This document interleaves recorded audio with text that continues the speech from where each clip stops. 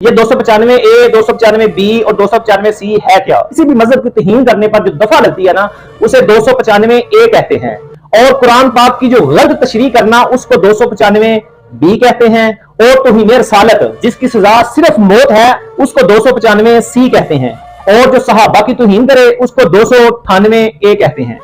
آپ سب جانتے ہیں کہ اس رجب بھٹی جو یہ ملعون ہے، اس نے ناموس رسالت کے قانون کا ڈر جو لوگوں کے دلوں میں دھاک ہے نا، ناموس رسالت کے 295 سی کی جو دھاک جو ڈر ہے، اس ڈر کو لوگوں کے دلوں سے ختم کرنے کے لیے مارکیٹ میں ایک پرفیوم لانچ کیا ہے جس قانون ناموس رسالت پر کوئی دو رائے نہیں ہو سکتی، یعنی اس کی گستاخی کا جو مرتکب ہو گیا اس کی جو صرف اور صرف سزا جو ہے وہ سزائے موت ہے، اس پر کوئی دو رائے نہیں، کیونکہ یہ ایک ایسا سینسیٹیو پارٹ آف اسلام ہے جس پر دو بکریاں بھی آپس میں اختلاف نہیں کرتی۔ یہ وہ قانون ہے ناموس رسالت کا کہ جس کی توہین کے بعد خود رسول اللہ صلی اللہ علیہ وسلم نے قتل کے فتویٰ جات جو ہے نا وہ جاری کیے، لیکن میں دیکھ رہا ہوں کہ نام و نہاد یہ لوگ، یہ جو نام و نہاد سکالر ہے، یہ اب بھی جو امن کا درس دے رہے ہیں۔ یاد رکھیں اسلام امن کا درس تب بھی دیتا ہے جب رسول اللہ کی عزت محفوظ ہے، اور جب کسی کتے کسی ملعون نے ناموس رسالت پر ڈاکہ ڈال دیا نا تو پھر اسلام امن کا درس نہیں دیتا، نہ معافی کا درس دیتا ہے، پھر اسلام غیرت کا درس دیتا ہے اور اس بندے کو سزا دینے کا درس دیتا ہے۔ لیکن میں دیکھ رہا ہوں یہاں کچھ نام و نہاد لوگ جو اس رجب بھٹی نامی ملعون کے اس جرم کا دفاع کر رہے ہیں،